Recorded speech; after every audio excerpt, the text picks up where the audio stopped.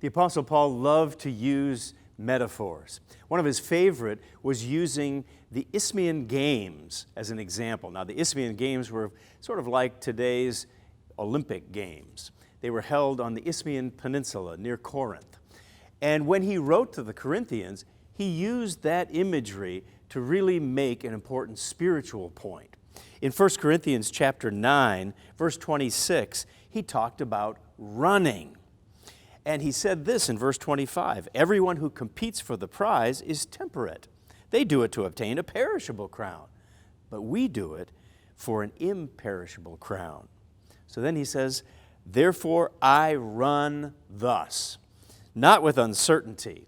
And so he ran with a mission. And that's what we're all supposed to do as God's people. Spiritually speaking, we are on a mission, and we're called, well, in a way, to be spiritual track stars.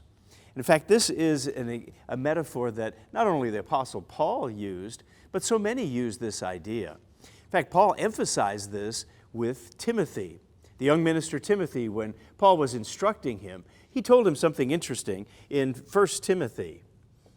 In that first letter that he writes to Timothy, he reminds him about this type of thing when he tells him about the idea of running. So when we look at 1 Timothy, we can recognize that very thing.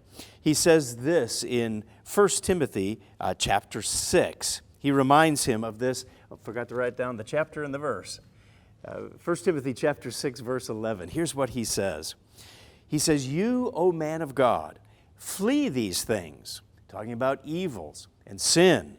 And then he says, "Pursue righteousness, godliness, faith, love, patience, gentleness."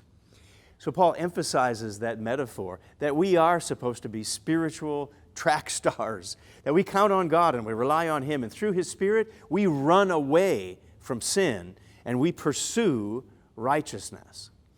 So let's make sure we've got our track shoes on and be those spiritual runners so that we can fulfill God's calling. That's BT Daily. We'll see you next time.